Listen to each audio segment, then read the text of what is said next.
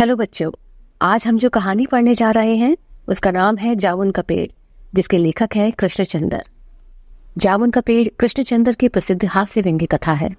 हास्य व्यंग्य कहानियों में चीजों को बहुत ज्यादा फैलाकर यानी बढ़ा चढ़ाकर दिखाया जाता है, इसीलिए इसकी घटनाएं अतिशयोक्तिपूर्ण और अविश्वसनीय लगने लगती हैं।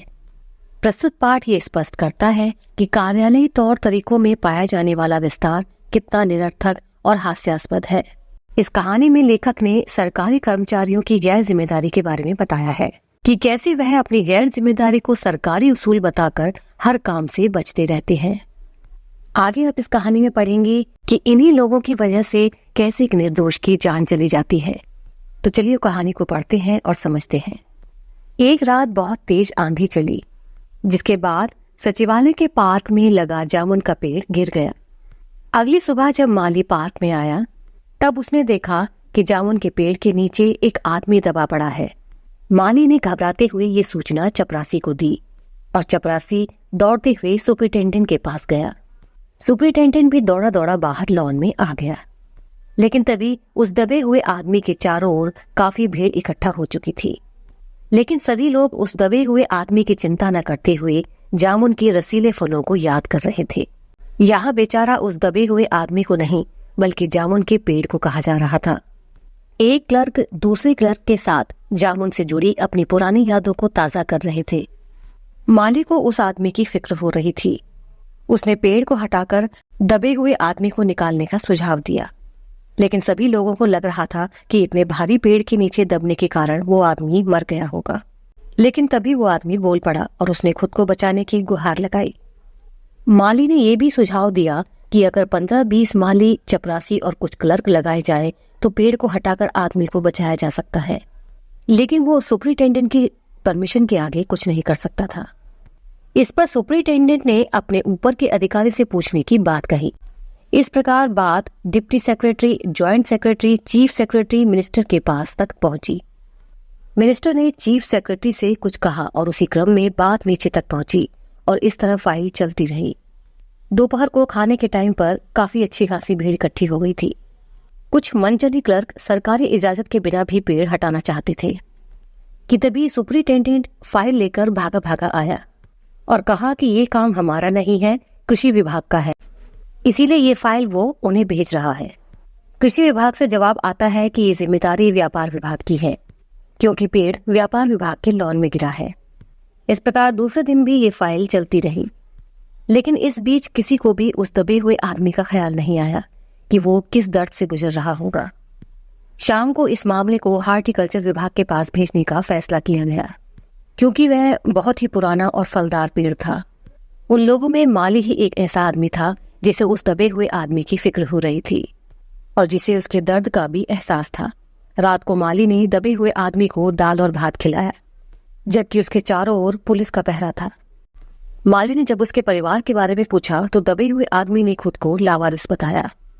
तीसरे दिन हार्टिकल्चर विभाग से जवाब आता है कि आजकल पेड़ लगाओ स्कीम जोर शोर से चल रही है, इसीलिए जामुन के पेड़ को काटने की इजाजत अभी तो बिल्कुल भी नहीं दी जा सकती।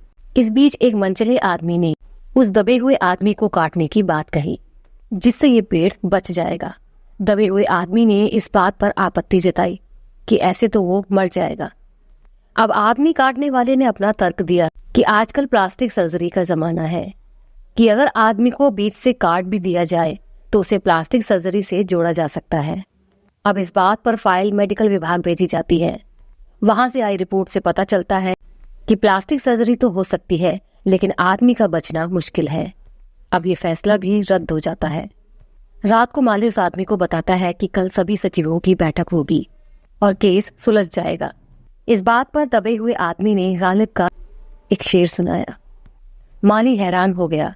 आदमी के शायर होने की बात सारे सचिवालय में फैल गई और पूरे शहर में चर्चा का विषय बन गई। तरह तरह के कवि और शायर वहां इकट्ठा हो गए और अपनी अपनी रचनाएं सुनाने लगे। जब पता चला कि दबा हुआ आदमी कवि है तो ये मामला कल्चरल डिपार्टमेंट में भेज दिया गया। अब ये फाइल साहित्य अकादमी के सचिव के पास पहुंची। सचिव उस आदमी का इंटरव्यू लेने के लिए पहुंचा। दबे हुए आदमी ने बताया कि उसका उपनाम ओस है और कुछ दिन पहले ही उसका लिखा हुआ ओस के फूल गद्य संग्रह प्रकाशित हुआ है। सचिव ने आश्चर्य जताया कि इतना बड़ा लेखक उनकी अकादमी का सदस्य नहीं है। आदमी ने उस सचिव से भी कहा कि उसे पेड़ के नीचे से बाहर निकालिए, लेकिन सचिव उसे आश्वासन देकर चला गया। अगले दिन सचिव फिर आया और उसने उसे साहित्य अकादमी का सदस्य चुने जाने की बधाई दी।